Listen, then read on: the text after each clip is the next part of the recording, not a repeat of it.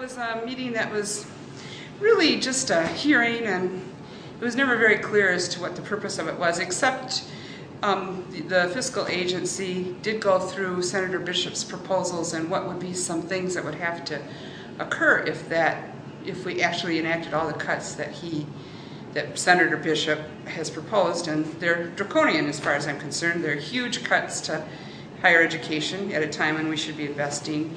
It's cuts to every department, eliminating a lot of community health programs, eliminating the staff that actually make sure that local projects get funds for providing medical services to the poor and to people who are in nursing homes, in foster care homes.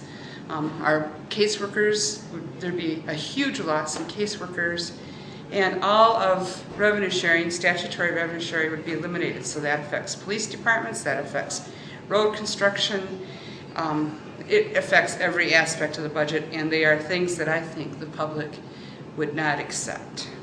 And so what we're talking about, it's easy to talk about these numbers, not easy, but when you go underneath these numbers into specific programs, we had this conversation last week about the early retirement. We're talking about real people, our constituents with human faces. We're talking about life and death matters. We're talking about abuse and neglect cases. We're talking about health inspections in our restaurants. We're talking about public safety, where how are we going to make these cuts and corrections without closing down beds in our prisons, and whole prisons even. We're talking about Michigan families paying higher tuition for higher education. We're talking about other states where we've seen actual bridge collapses and deaths. So I don't think it's hyperbolic to say that if we don't meet our obligations by coming up with a reasonable budget, which includes some revenue, that we are endangering the lives of the citizens of the state. So I appreciate your putting forward and explaining to us this proposal, but I cannot look at this and think that anyone put this forward as anything but a political ploy to say, here we're cutting the budget, you're asking to raise taxes. We know in all seriousness that that's not a way we can move forward, and I don't know why we're wasting our time even looking at this.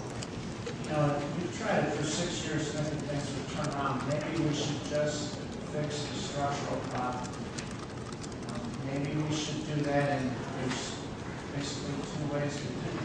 You got to either cut, or you got to raise some revenue. Combination of the two, but it's got to be a real cut, it's got to be a real revenue. I thought that the proposal was not really one of, I don't think anybody ever would ever vote for that. It was just more of a political statement to say that they've at least looked at other options. Really, I think what they wanted, part of it was to say that, well, if we're not going to do this, we got to get busy on doing the revenues, and yet that's not part of what they're proposing at all. So it's still part of the back and forth political rhetoric, and I really want to get down to solving the problems, and the end result was that's what we said, let's solve it, and let's reach across party lines and get it done.